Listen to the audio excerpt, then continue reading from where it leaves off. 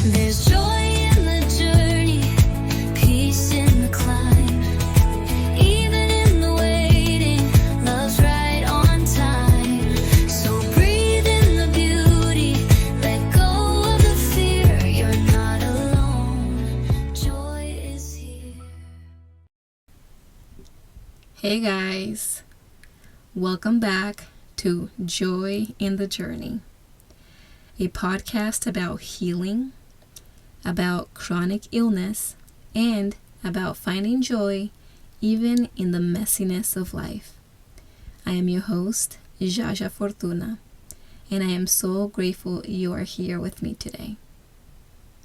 Hola mi gente, bienvenidos a Gozo en el Viaje, un podcast sobre sanar, sobre enfermedades crónicas y sobre encontrar gozo incluso en medio del caos de la vida. Soy Jaja Fortuna y muchas gracias por estar aqui comigo.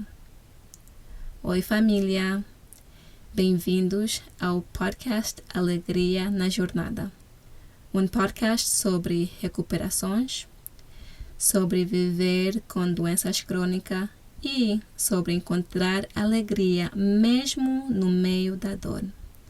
Eu sou Jaja Fortuna e estou muito agradecida por estarem aqui comigo hoje. As you may have noticed the title, today's episode is one of deep appreciation for my mom. To say that my mother fought for my life would be an understatement. I recently had an honest conversation with her, and we talked about the day that she found out I had sickle cell. Let me just paint a quick picture for you. The year was 1987. I would have been 8 or 9 months old. Okay, I'm being serious now. Sorry. We were living in the province of Malange, Angola, and that's where I was born, as previous episode. And what I now know is that on that day, I was crying uncontrollably. And mother's intuition, she just knew that something was not right. Something was seriously wrong. So she did what she knew to do best. She attempted to just run to the hospital, take me to the hospital. And at that time, there were no cell phones, so you couldn't just speed dial your emergency contact, But by the grace of God, a family friend happened to be in our path. A man named Senor João. And he just happened to recognize my mom and offered to help. So he helped us get to the hospital. He rushed us there in his vehicle. And when we arrived, not only did they run tests and confirm that I had sickle cell, but I was in pretty bad shape to where I needed a transfusion. I can only imagine that it was with tears in her eyes that my mom shared what was going on with Senor João, which that means Mr. João, by the way. And my mom tells me now, he selflessly offered to give his own blood to me. And so that was my first blood transfusion. Back then, you didn't have blood banks. Not that I remember mom talking about it, but we didn't have blood banks to where blood was readily available. You had to have a family member that would be able to match with you and give blood. And I just think back and I'm just so grateful. I'm so grateful that my mother acted with urgency. I am so grateful that God made a way where there seemed to be no way. I am so grateful for for the fact that I am here today. Because if Senor João had not given me blood, if mom had not acted in urgency, there would be no Jaja. There would be no joy in the journey. There would be no me encouraging you to always keep going, even when it seems like there is no way. So, through my childhood, at least until 6 years old, I remember having pretty great times in my lunch. When I had good days, I really had great days. And one of my fondest memory when we were in my lunch was playing in our home with my older sister and picking mulberries in our backyard. Just eating them and getting our fingers all stained with mulberries. And those were just some fun memories. I also remember walking to my grandma's house, my grandma Joanna Candengue, because I have two grandma Joannas. One is Candengue and the other one is Raimundo, the one that I'm named after, have passed already. And anyways, we would walk to grandma Joanna Candengue's house, and it would just be just so full of joy and so full of life. I remember mom not really putting too many limitations on how much I walked, how far I walked. But I just know that she feared, when I ran, because sickle cell and cardio just don't mix. I would joke with my siblings often that I'm allergic to cardio.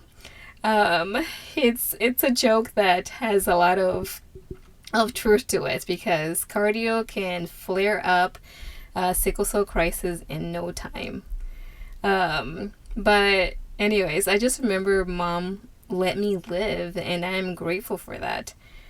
Despite of many fears of me making to my 18th birthday, she let me live.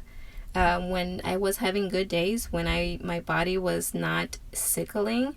Well, actually my body is always sickling. But when I was not in crisis, I just remember playing and being able to go and visit grandma, which were just really fun times. Another vivid memory I have from my lunch is of my mom and my grandma preparing traditional remedies for me when I got sick. When I say it took a village, I am not kidding. I always say that there's power in numbers. My mom, my grandmothers, my aunties, my cousins, my siblings, everyone played a role in just my recovery whenever, things went down. I am grateful that I was never alone. And honestly, to this day, when I have a crisis and I'm in the hospital, I strongly dislike being alone in the hospital room, because I'm not used to being alone in the midst of crisis, because I didn't have to be alone in the midst of crisis. But going back to my lunch, treatment that I will never forget that my mom often administered was a herbal treatment. So the top part of my hand, I believe it's called the dorsal side of your hand. I leave that medical terms to my to my brother, the doctor. But I just remember the top side of my hand was given like tiny cuts, and the red herbal medicine was rubbed in. I believe it was to treat pain and inflammation from the sickle cell crisis. I actually still have some of those scars today, and I carry them with pride. They're not just scars, they're proof that I was cared for deeply, consistently, and creatively. Just recently I found out I had a little brother from my biological father's side who passed away from sickle cell at a very young age. And when I learned that, I felt a new wave of gratitude. And perhaps that sounds bad, but I'm just saying, like, it's a gratitude of realization that my mother didn't just rely on doctors. She used everything within her reach to treat me. Every connection, every remedy, every prayer, to help my healing. Despite her many fears before my 18th birthday, like I said, I know this day that she never gave up on me. She, till this day, continues to fight for my well-being. And for that, I am extremely, extremely grateful. My mom is strong in a way that words cannot fully describe. And like any daughter, I've had my moments of tension with her. I don't want to paint or romanticize a mother-daughter relationship that is just all rainbows and butterflies. No, we've had our clashes. We've disagreed. But when I look back, I see so clearly. I see her strength in times of my deep pain, and in times of my deep aches. I see that God used her presence to sustain me, which obviously God is the one who sustained me first and foremost, but God used her to keep me going. And God gave her this fight in her, which also like allowed me or gave me strength to also fight for my body, fight for my joy, fight for life. And this is why I'm here. This is why I'm sharing with you today, to be encouraged, to be ever so confident that God will make a way where you think that there is no way. So hold fast, friends. Hold fast, because life has its ebbs and flows, but there is always a way. And it takes a community, it takes a village. And if you have a mom that fights for you, thank her today. Show your appreciation for her today. Be ever so grateful that she is still in your midst. Today's episode is of great appreciation for my mom. And so, as we close, I just want to say to you listening to my voice right now, your story matters. The pain, the survival, the joy, the journey, it all matters. If you are a caregiver, thank you. If you are a survivor, I see you. And if you've ever felt alone in the fight, this space was created for you. You're not weak for needing others. You're not dramatic for crying out. You are not a burden. You are a miracle. And you are worthy of every ounce of love and care. As always, thank you so much, guys, for spending this time with me. If this episode resonated with you, I'd love to hear what you're grateful for today. For me, today I am grateful for my mom's funge, which means cassava, which is a traditional food in our country. I would love to hear what you're grateful for. Please leave it in the comments and send me a message. Let's connect. You can also watch this episode on YouTube, where subtitles are available in English, Spanish, and Portuguese. Until next time, remember, you are not alone, and joy is still possible.